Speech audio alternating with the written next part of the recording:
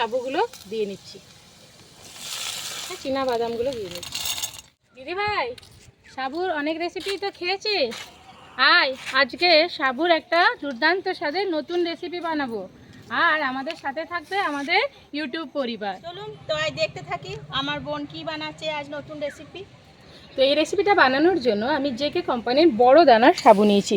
ছোটো দানার সাবু নিলে কিন্তু এই রেসিপিটা ভালো হবে না। এটা বানানোর জন্য অবশ্যই এই বড় দানার সাবু নিতে হবে, এবং এটা আমি মোটামুটি 3 ঘন্টা মতো ভিজিয়ে রেখেছি।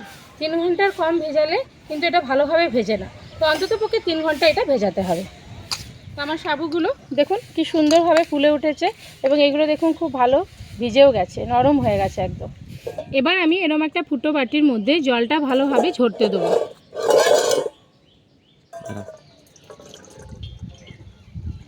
খেয়াল রাখবেন জলটা যেন খুব ভালোভাবে ঝরে যায়, এর মধ্যে যেন একটুও জল না থাকে। এই রেসিপিটি বানানোর জন্য আমি কয়েকটি সবজি ব্যবহার করব। এটা বানাতে আমি নিয়েছি একটা মিডিয়াম সাইজের ক্যাপসিকাম, মিডিয়াম সাইজের গাজর, কয়েকটা বিনস, কাঁচা লঙ্কা ও ছাড়ানো মটরশুঁটি।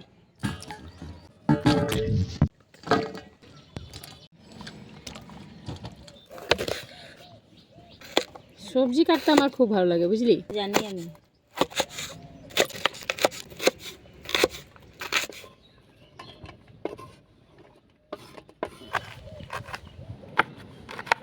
সাবুতে আজ এত সবজি, দেখি কি বানাস তুই আজকে। দেখ দেখ কি বানাস, দেখি দেখ। তো এই রেসিপিটা আমি বাবা বাড়ি গেছিলাম, তখন আমি এই রেসিপিটা আমার দিদির কাছ থেকে শিখে এসেছি। আমার দিদিরা উপবাস করলে এই রেসিপিটা বানায়।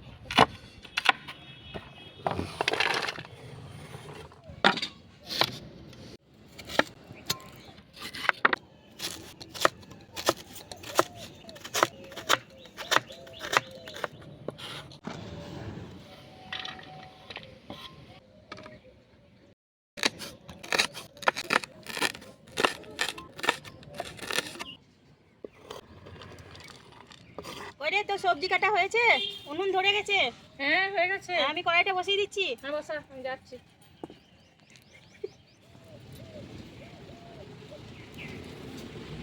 হয়ে গেছে? হ্যাঁ হয়ে গেছে। তেলটা দিয়ে দেবো? না গরম হয়েছে কড়াইটা? কড়াই গরম হয়ে গেছে। তেলটা প্রথমে দিতে হবে। দেবো? দেখ কতটা দেবো। দেখ, এগুলো সব ভাজতে হবে একটু বেশি করেই। তেলটা এখানে আমি একটু সানফ্লাওয়ার ইউজ করেছি। আমি এখানে তেলটা গরম করে ভালোভাবে এগুলো আগে ভেজে নেবো সব। বাস, প্রথমে কয়েকটা চীনা বাদাম নিয়েছি।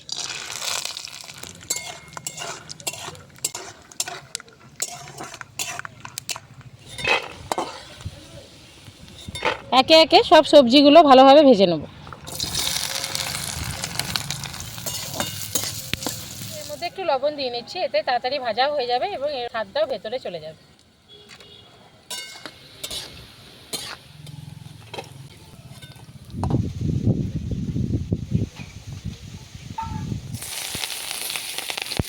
সাবুর নাম শুনে যারা নাক চিটকন তারা আজ থেকে আর নাক চিটকবেন না। এরপর থেকে এই রেসিপি বারে বারে বানাবেন আর খাবেন। ছোটবেলায় কি হতো বলতো? কি বলতো? মার শরীর খারাপ হলে কি করতো বলতো? সাবু করে দিত। তখন সাবু দেখলেই কান্না আসতো। তো এরকম জানলে বলতাম তখন মাকে, মা এরকম ধরনের একটা কিছু রেসিপি বানাও। সেই তো ছোটবেলার স্মৃতি মনে পড়ে গেল। পড়ে গেল। দেখি তুই এখনো বলিস নি কি বানাবি, শেষ পর্যন্ত দেখে যাই। সারপ্রাইজ! দেখেই যাই কি বানাবি।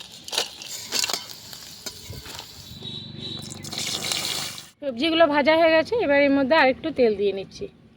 তেলটা গরম হয়ে এলে এর মধ্যে কয়েকটা দারচিনি, লবঙ্গ এবং এলাচ দিয়ে নিচ্ছি। দুটো তেজপাতা দিচ্ছি। এবার ক্যাপসিকামগুলো এবার একে একে ভিজিয়ে রাখা কিশমিশ, কাজুটা দিয়ে একটু ভেজে নেব।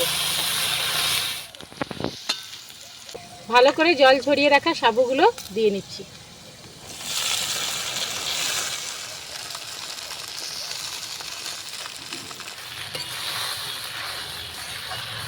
এবার এর মধ্যে ভেজে রাখা সবজিগুলো দিয়ে নিচ্ছি।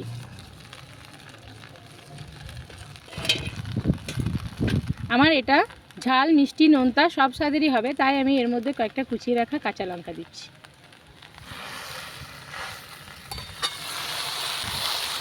ভেজে রাখা চীনা বাদামগুলো দিয়ে নিচ্ছি।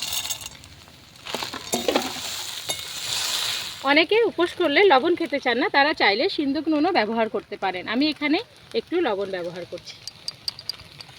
ময়দা তো অনেকে খেতেও চায় না, ময়দা খেলে অনেকে সহ্য হয় না, তো এই জন্য আপনারা এই সাবু রেসিপিটি বানাবেন, এতে পেটও ভরে যাবে এবং আপনাদের স্বাস্থ্যও ঠিক থাকবে। সাবু তো পেটের পক্ষে খুব ভালো খাবার একটা। এবার স্বাদ মতো চিনি দিয়ে নিচ্ছি।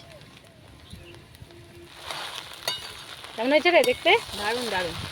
অনেকক্ষণ তো আমাকে অপেক্ষা করিয়ে রাখলি, এবারে তো বল যে কি রান্না করলি এটা।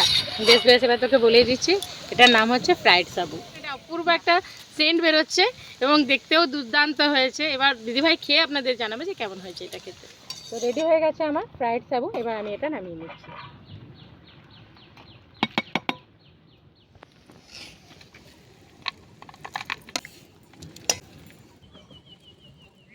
অনেকক্ষণ অপেক্ষা করেছি তোকে, এবার খেয়ে দেখ কেমন হয়েছে। দে।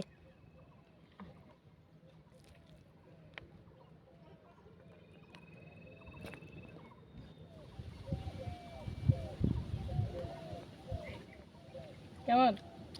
দারুণ হয়েছে রে। হয়েছে? দারুণ। তাহলে দিদিভাইয়ের তো খুব ভালোই লেগেছে। তুই একটু খেয়ে দেখ, অনেকক্ষণ থেকে তো কষ্ট করে বানালি।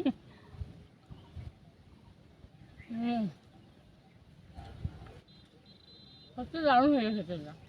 তো আপনারা দেখলেন কত কম সময়ে কয়েকটি মাত্র উপকরণ দিয়ে রেসিপিটি সুন্দরভাবে বানানো যায় এবং খেতেও দুর্দান্ত স্বাদের হয়। আপনারাও বাড়িতে এই রেসিপিটি বানিয়ে দেখবেন। নে তুই একটু খেয়ে দে।